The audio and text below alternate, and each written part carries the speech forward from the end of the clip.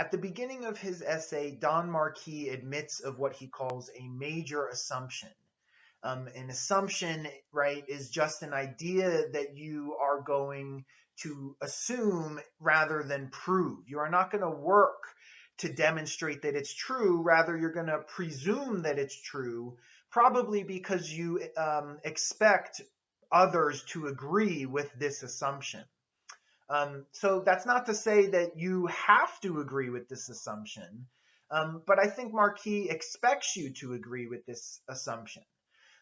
If you don't agree with this assumption, then you're free to criticize him here.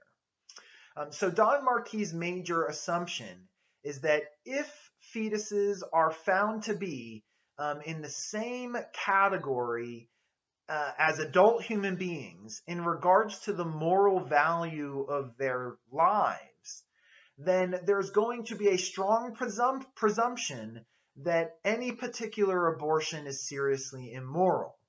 In other words, if we find that a fetus and an adult human being are in the same moral category, and we generally believe that it's wrong to kill an adult human being, then it will also be true that it's generally wrong to kill a fetus.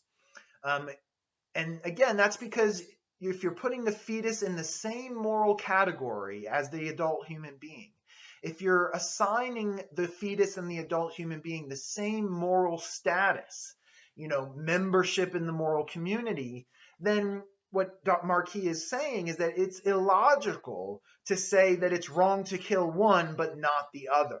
If they're in the same moral category, it must be either wrong to kill both or morally permissible to kill both. And of course, it's generally not morally permissible to kill an adult human being. So that's the major assumption he's making.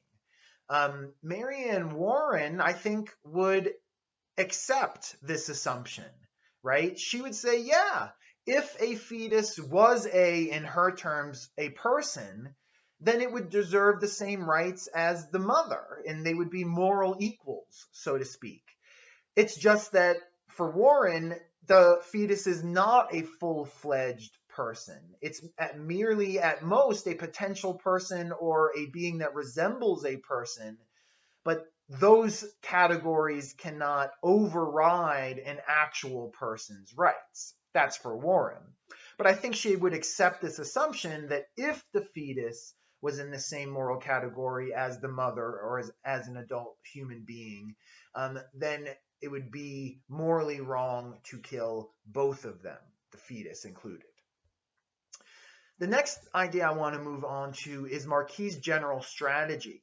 And his general strategy, as I've said in the previous video, is to provide an explanation for why killing in general is wrong.